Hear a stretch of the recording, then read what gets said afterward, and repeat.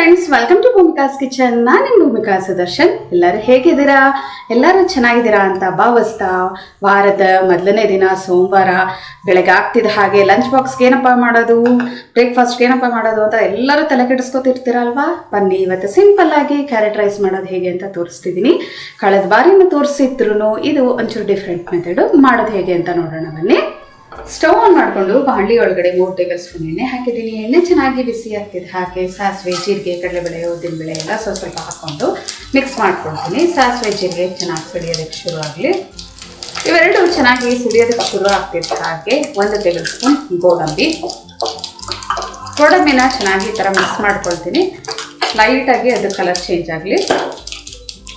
ಹಿಂಗು, ಚಿಟಿಕೆ, ಜೊತೆಯಲ್ಲೇ ಕರಿಬೇವಿನ ಸೊಪ್ಪು, ಒಣಗಿದ ಮೆಣಸಿನ್ಕಾಯಿ ಒಂದ್ಸಲ ಎಲ್ಲ ಚೆನ್ನಾಗಿ ಮಿಕ್ಸ್ ಮಾಡ್ಕೊಳ್ತೀನಿ. ಕಂಪ್ಲೀಟ್ ಲೋ ಫ್ಲೇಮಲ್ಲೇ ಎಲ್ಲನೂ ಮಾಡ್ಕೋಬೇಕು, ಆವಾಗ ಚೆನ್ನಾಗಿ ಫ್ರೈ ಆಗುತ್ತೆ. ಎಲ್ಲ ಚೆನ್ನಾಗಿ ಫ್ರೈ ಆಗ್ತಿದೆ ಹಾಗೆ 1 ದಪ್ಪ ಸೈಜ್ ಈರುಳ್ಳಿ ಸ್ಲೈಸಸ್ ಥರ ಕಟ್ ಮಾಡ್ಕೊಂಡಿದ್ದೀನಿ. ಈರುಳ್ಳಿ ಸಾಫ್ಟ್ ಆಗೋವರೆಗೂ ಫ್ರೈ ಮಾಡ್ಕೊಳ್ತೀನಿ. ಈರುಳ್ಳಿ ಸಾಫ್ಟ್ ಆಗ್ತಿದೆ ಹಾಗೆ ಮೀಡಿಯಮ್ ಸೈಜ್ 1 ಕ್ಯಾರೆಟ್, ಕಪ್ ಮೆಷರ್ಮೆಂಟಲ್ಲಾದರೆ ಒಂದು ಅರ್ಧ ಕಪ್ಪು ಕ್ಯಾರೆಟ್ ತುರಿ ಬಂದಿದೆ. ಈ ಕ್ಯಾರೆಟ್ನ ಚೆನ್ನಾಗಿ ಈ ಥರ ಮಿಕ್ಸ್ ಮಾಡ್ಕೋಬೇಕು. ನೀವು ಕ್ಯಾರೆಟ್ ಜಾಗದಲ್ಲಿ ಬೀಟ್ರೂಟ್ ಕೂಡ ಹಾಕ್ಕೊಂಡು ಬೀಟ್ರೂಟ್ ರೈಸ್ನ ಮಾಡ್ಕೋಬೋದು. ಈ ಥರ ಎಲ್ಲ ಚೆನ್ನಾಗಿ ಮಿಕ್ಸ್ ಮಾಡಿಕೊಂಡು ಮೀಡಿಯಮ್ ಫ್ಲೇಮಲ್ಲಿ ಒಂದು 3 ನಿಮಿಷ ಫ್ರೈ ಮಾಡ್ಕೊಳ್ತೀನಿ. ಕ್ಯಾರೆಟ್ ಏನು ಬೇಗ ಸಾಫ್ಟ್ ಆಗಿ ಹೋಗ್ಬಿಡುತ್ತೆ, ಸಣ್ಣ ತುರಿಯಲ್ಲಿ ಬೇರೆ ತುರ್ಕೊಂಡಿರೋದ್ರಿಂದ ನಾನು ನೋಡಿ ಒಂದು 3 ನಿಮಿಷ ಈ ಥರ ಮಿಕ್ಸ್ ಮಾಡ್ಕೊಂಡೇ ಇದನ್ನು ಬಾಡಿಸ್ಕೊಂಡೆ. ಇವಾಗ ಕೊನೆಯಲ್ಲಿ ಒಂದು ಅರ್ಧ ಟೊಮೆಟೊ ಹಾಕೋತಾ ಇದ್ದೀನಿ. ಸಾಕು ಅರ್ಧ ಟೊಮೆಟೊ. ಈ ಟೊಮೆಟೊನ ತುಂಬ ಏನು ಫ್ರೈ ಮಾಡೋದು ಬೇಕಿಲ್ಲ, ಜಸ್ಟ್ 1-2 ನಿಮಿಷ ಮೀಡಿಯಮ್ ಹೈ ಫ್ಲೇಮಲ್ಲಿ ಫ್ರೈ ಮಾಡಿಕೊಡ್ರೆ ಸಾಕು.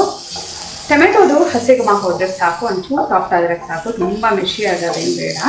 ನೋಡಿ ಎಷ್ಟಾಗ್ತಿದೆ ಹಾಗೆ. ಇವಾಗ ಇದಕ್ಕೆ ಮಸಾಲೆಗಳು ಹಾಕೊಳ್ಳೋಣ. ಖಾರಕ್ಕೆ ತಕ್ಕಷ್ಟು ಅಚ್ಕಾರದ ಪುಡಿ 1 ಟೀ ಸ್ಪೂನ್, ಅರ್ಧ ಟೀ ಸ್ಪೂನ್ ಧನಿಯಾ ಪುಡಿ, 1/4 ಟೀ ಸ್ಪೂನ್ ಅರಶಿನ, ರುಚಿಗೆ ತಕ್ಕಷ್ಟು ಉಪ್ಪು. ಇದಿಷ್ಟನ್ನು ಹಾಕ್ಕೊಂಡು ಲೋ ಫ್ಲೇಮಲ್ಲಿ ಮಿಕ್ಸ್ ಮಾಡ್ಕೊಳ್ತೀನಿ. ಅದ್ರ ಘಾಟೆಲ್ಲ ಹೋಗಬೇಕು. ಎಲ್ಲ ಚೆನ್ನಾಗಿ ಮಿಕ್ಸ್ ಮಾಡ್ಕೊಂಡಿದ್ದೀನಿ. ಸ್ಟವ್ ಆಫ್ ಮಾಡ್ತಾ ಇದ್ದೀನಿ. ಇವಾಗ ಇದಕ್ಕೆ ಅನ್ನ ಹಾಕೊಳ್ತೀನಿ. 1 ಕಪ್ಪು ಸೋನಾ ಮಸೂರಿ ಅಕ್ಕಿಯಲ್ಲಿ ಅನ್ನ ಮಾಡ್ಕೊಂಡಿದ್ದೀನಿ ಹುಡಿಯಾಗಿ.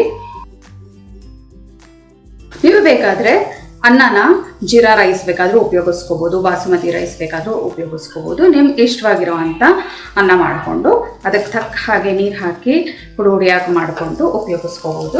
ಕೊನೆಯಲ್ಲಿ ಒಂಚೂರು ಕೊತ್ತಂಬರಿ ಸೊಪ್ಪು ಉದುರಿಸ್ಕೊಂಡು ಮಿಕ್ಸ್ ಮಾಡ್ಕೊಳ್ತೀನಿ. ಫಸ್ಟು ಸ್ಪ್ಯಾಚುಲಾದಲ್ಲೆಲ್ಲ ಮಿಕ್ಸ್ ಮಾಡ್ಕೊಂಡ್ಬಿಡ್ತೀನಿ. ನಂತರ ಮುಟ್ಟೋಷ್ಟು ಬಿಸಿ ಆಗ್ತಿದೆ ಹಾಗೆ ಕೈಯಲ್ಲಿ ಕ್ಲೀನಾಗಿ ಮಿಕ್ಸ್ ಮಾಡಿಕೊಂಡು ಕಲಿಸ್ಕೊಳ್ತೀನಿ.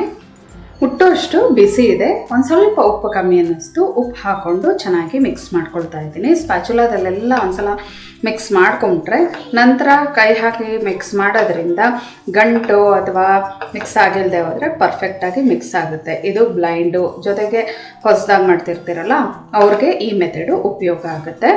ಟೇಸ್ಟ್ ಅಂತೂ ಸಕ್ಕದಾಗಿದೆ. ಟೇಸ್ಟ್ ಸರಿ ಇದೆಯಾ ಅಂತ ಬಾಯಿಗೆ ಹಾಕ್ಕೊಂಡು ನೋಡೋದ್ನಲ್ಲ, ಒಂಚೂರು ಉಪ್ಪು ಕಮ್ಮಿ ಅನ್ನೋದು ಬಿಟ್ಟರೆ ಬಾಯಿಗೆ ಹಾಕೊಳ್ತಿದ್ದ ಹಾಗೆ ಆ ಟೊಮೆಟೊ ಪೀಸಸ್ಸು, ಕ್ಯಾರೆಟ್ ತುರಿ, ಈರುಳ್ಳಿ ಎಲ್ಲ ಸಿಗ್ತಾ ಇದ್ದರೆ ಆ ಟೇಸ್ಟ್ ಅಂತೂ ಸಕ್ಕದಾಗಿರುತ್ತೆ. ಬೆಳಗ್ಗೆ ಆಗ್ತಿದ್ದ ಹಾಗೆ ನಿಮಗೆ ಏನಪ್ಪ ಲಂಚ್ ಬಾಕ್ಸ್ಗೆ ಮಾಡ್ಕೊಂಡು ಹೋಗೋದು ಅನ್ನೋದಿರುತ್ತೆ, ಮಕ್ಕಳಿಗೆ ಏನು ಕೊಟ್ಟು ಕಳಿಸೋದು ಅನ್ನೋದಿರುತ್ತೆ, ಅಥವಾ ಬೆಳಗ್ಗೆ ಬ್ರೇಕ್ಫಾಸ್ಟ್ ಆದರೂ ಏನಪ್ಪ ಮಾಡೋದು ಅನ್ನೋದು ಇದ್ದಾಗ ಈ ಒಂದು ಕ್ಯಾರೆಟ್ ರೈಸು ಅಥವಾ ಬೀಟ್ರೂಟ್ ರೈಸು ಮಾಡಿಕೊಡಿ. ತುಂಬ ರುಚಿಯಾಗೂ ಇರುತ್ತೆ, ಜೊತೆಗೆ ಹೆಲ್ತ್ ಕೂಡ ಮಕ್ಳಿಗಾಗಿರಲಿ ಎಲ್ಲರಿಗೂ ಒಳ್ಳೆಯದೇನೆ.